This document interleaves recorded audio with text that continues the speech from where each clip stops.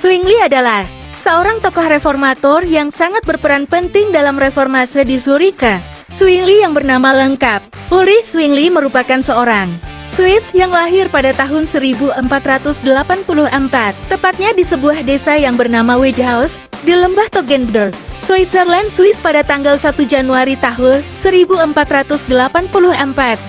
Pada usia 5 tahun, ia tinggal bersama pamannya Bartholomew, seorang imam wilayah di Wesen. Di sana ia menerima buku pertamanya untuk belajar, dan kemudian dia dikirim oleh pamannya ke Brno, Winan, dan Basel untuk pelatihan sekolah dan universitas. Pada usianya yang ke-10 tahun, Zwingli dikirim ke Basel untuk belajar pada sekolah Latin. Ia belajar bahasa Latin, musik, dan dialekta. Pada tahun 1498,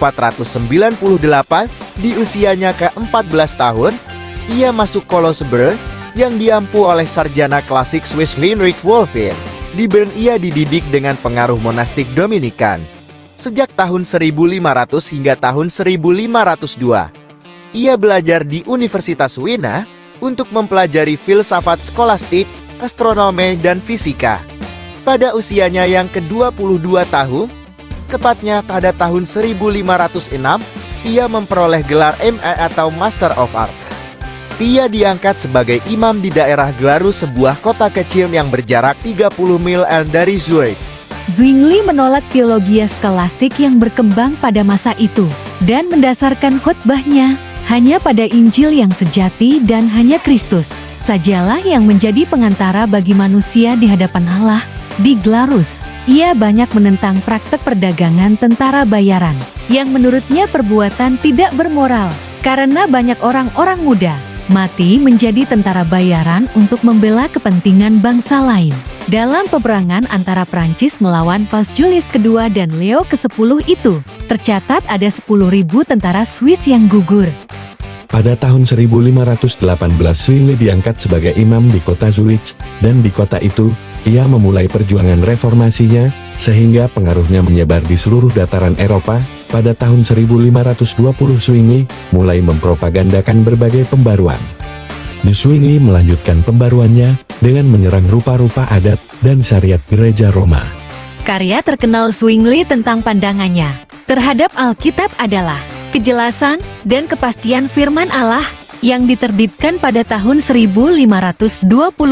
Dalam tulisan ini, ia memperkenalkan prinsip Protestan mengenai otoritas Alkitab. Menurut Zwingli, firman Allah memiliki kepastian ketika Allah berbicara. Apa yang dia katakan akan terjadi, misalnya dalam Kejadian 1:3. Firman Allah juga dianggap jelas, meskipun masih ada kemungkinan salah tafsir ketika seseorang membaca Alkitab dan Allah berbicara melalui firman-Nya, maka kejelasan akan muncul dengan sendirinya. Menurut Zwingli, sakramen adalah tanda dari sesuatu yang suci, dan roti hanya menjadi simbol dari tubuh Kristus yang dikorbankan untuk penebusan dosa. Bagi Zwingli, tubuh Kristus yang sejati kini berada di sisi kanan Allah. Dengan demikian, menurutnya, harus ada pemisahan antara hal yang ditandakan dan tanda itu sendiri, yang sebenarnya berbeda. Oleh sebab itu, roti tidak mungkin secara harfiah menjadi tubuh Kristus. Zwingli berpendapat bahwa baptisan adalah alternatif yang lebih lembut dibandingkan sunat, karena tidak melibatkan rasa sakit atau pertumpahan darah, serta bersifat inklusif.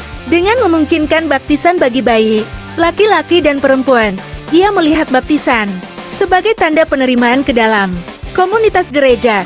Menurut Zwingli, negara dan gereja adalah dua entitas yang seharusnya dipandang sebagai satu kesatuan, sehingga sebuah kota Kristen identik dengan gereja Kristen. Oleh karena itu, sakramen-sakramen mencerminkan komitmen tidak hanya terhadap gereja, tetapi juga kepada masyarakat kota.